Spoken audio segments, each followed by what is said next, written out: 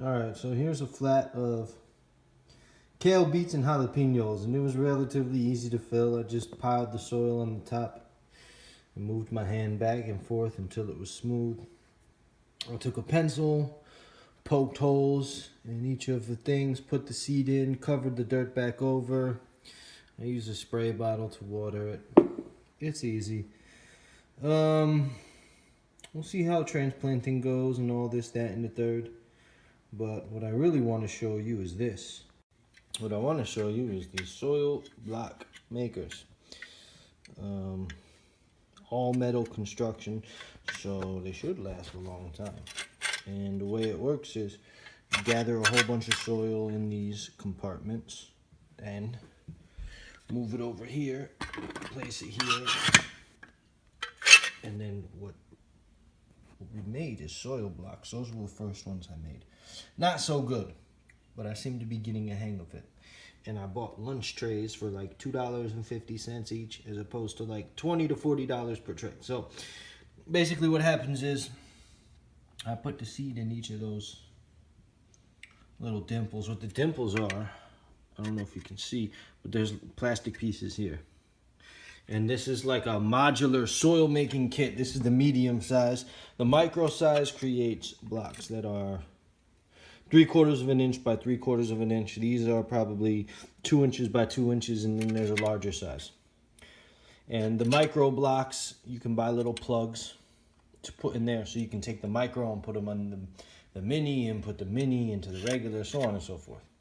I just went with these for a one-time thing, see how it is, because typically what I would do is I'd have a whole bunch of solo cups of various sizes. Whether it be that size or the standard size.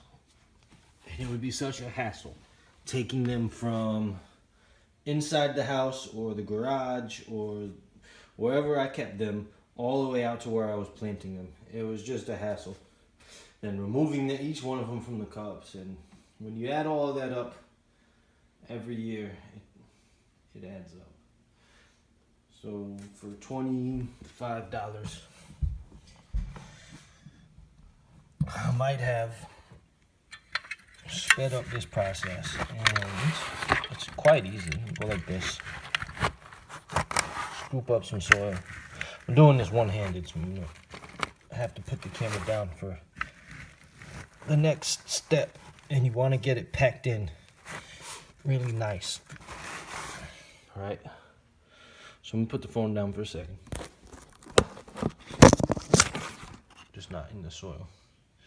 Actually, no, you can't see that. Give me a second.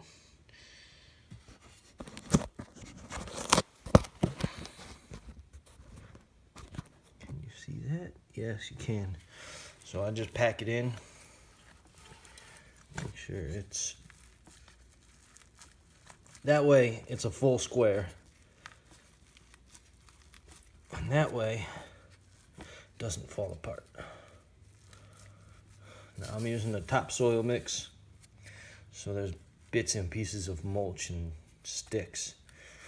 Probably use a better, like a finer grain mix for better results, but this works. And then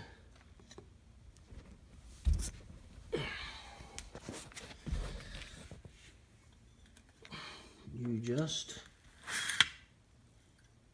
release, and now I have blocks, and I repeat that. I can fit 30 of them per lunch tray. I got 6 lunch trays for $20, $25. And here is some of my plants from last year. These are blueberries, I think, right here. Actually happened to be blooming April 2nd, April 4th. These were Jerusalem artichokes. I'm trying to see if they come back this year. I pulled some of these plants out late, too late last year. I've got raspberries, different color raspberries, golden raspberries, red raspberries.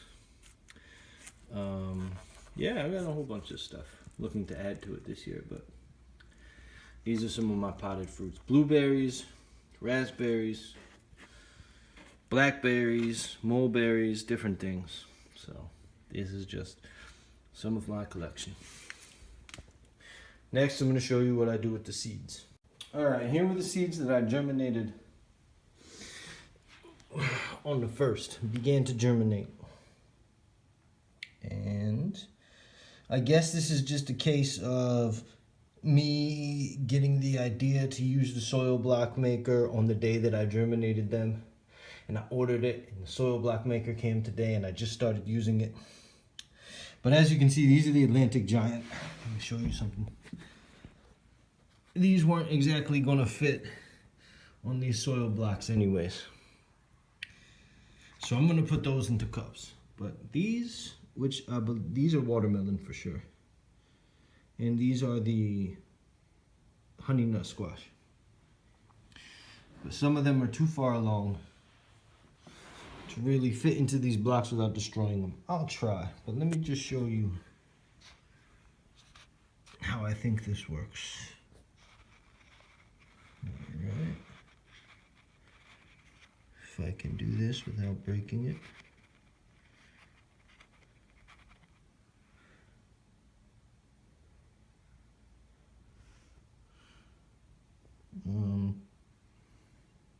Yeah.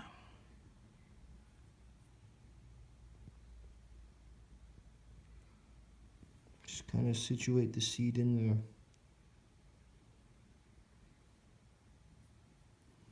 See if that works. Like I said, this is my first attempt with this method.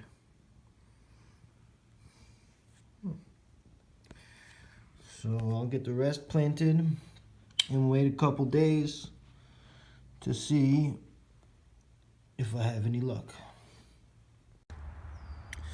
Now that I have everything planted and germinating, and I'm waiting for them to germinate, and I'm waiting for planting season, the next thing to get in order is my growing space. And this is where I plant the corn, the 30 by 10. I fenced it in. Some 4x4s, a staple gun, and 4-foot fencing. Oh, here comes the monster. Anyways, these are called purple dead nettles, and they are edible.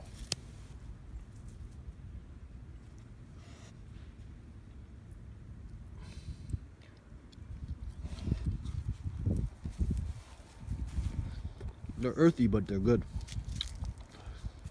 So, biggest problem that I face here is not only these two breaking in and eating all the food, but this lake right here is a man-made lake, and it was dredged out in the 70s. So all this soil here is hard packed and sand. So over the years, I just let weeds grow. You can see dandelions and clover. I think the purslane is still hiding, but it's all edible. All of that is edible. Clover is edible. Purslane is edible. Grass is not edible. This is my area. All the way, see, they've been digging. They just broke down the fence, just walked right through it.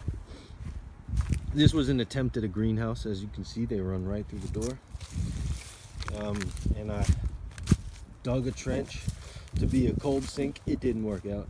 It was going to be a hoop greenhouse. It just didn't work out. But here's a look at where I put the corn. And I've got it all partitioned with bricks that I bought for like 25 cents each. Find them on Craigslist and get them reclaimed. Now, this is an oregano plant. It'll come back. See what else I can find here. I'm pissing on my plants. This is most likely kale that barely survived the winter. And I'll show you the rock walls that I've been building. This is just, if you want to make small 1-foot rock walls, you can do so like that. And it helps to level out the soil so that the soil can retain water. Now this one is the one that I worked on all summer. And I even put a nice little concrete footing. It didn't turn out as it was the first one I've ever done. So anyways, it'll go down there to my asparagus patch, which is right here, the asparagus patch. That's why that soil is up there, because I don't want to tear up the asparagus patch. But as you can see, I've got it partitioned off. And I've got a lavender plant there, which should come back. And this is onion grass, or chives, or garlic. I'm pretty sure it's garlic. I planted garlic here last year.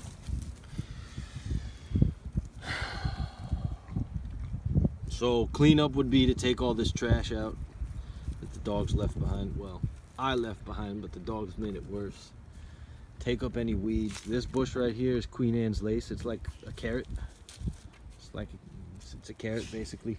If you dig up the Queen Anne's lace, you'll find something that looks and smells like a carrot, but don't eat it. And as you can see, I have trees in my gardens. This is a white birch. And this is a dogwood. Underneath the strawberry patch, you can see the strawberries. Strawberries, all growing underneath the rocks. It's a trick that I've learned, that the strawberries are sweeter. The strawberries are sweeter when you line them up with rocks, and they come back every year. And this is a dogwood. The berries are edible, and my fence just goes along the edge of the yard that nobody was using. Here's some bamboo. There's hundreds of species of bamboos, and I think I narrowed this down to a yellow bamboo, which is edible if you cut the young shoots out.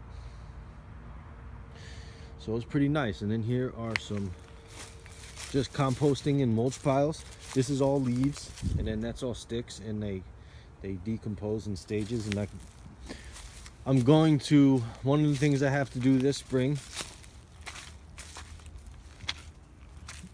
is get rid of this, the remains of this greenhouse, right? Pick up those stones that I was using as steps. Then I'm going to take a bunch of sticks and leaves and throw it in the middle. And any of the weeding that I do, I'm just going to throw in here and make kind of like a Hugo Kosher thing to fill it in and whatnot. I try to grow potatoes underneath this cedar, my favorite tree. This is cedar, eastern cedar. And yeah, this is my garden. This is what I've been working with. I guess I'm lucky to have some land to work on, but if not, you can always go to a community garden. Or another thing that I'll try and do this year, which I might record, is do some guerrilla farming. Go out in the woods, go find a park, and I'll carry out some fencing. I'll show you what the fencing looks like. I happen to buy extra. Here's what the fencing looks like. I'll just carry that out on my back and make a square rectangle fence out in the middle of nowhere. Visit it once a week. If it's in the forest, it'll be shaded, so I won't have to worry too much about water. But yeah, another one of the biggest problems is uprooting the grass. It takes a long time, but when all the grass, and I'm not sure what this is called. This is called like pigweed or something like that, hogweed. And this stuff is annoying as well, but I'll get to it all. Half of it's edible, half of it's a nuisance. The funny thing is that here in America and in many other parts of the world, we view them as weeds and we kill them when we should eat them, because most of them are more healthy and nutritious than the iceberg lettuce that we pay so much for. It's crazy. These dandelions, these leaves are edible. I'm not sure if this is dandelion. I'm pretty sure, I think it's dandelion. No, that's a sorrel plant, I believe. That's another one that's good. Actually, I'm not sure. I can't really tell just yet. This guy doesn't really seem to care what it is. He's just going to eat it all.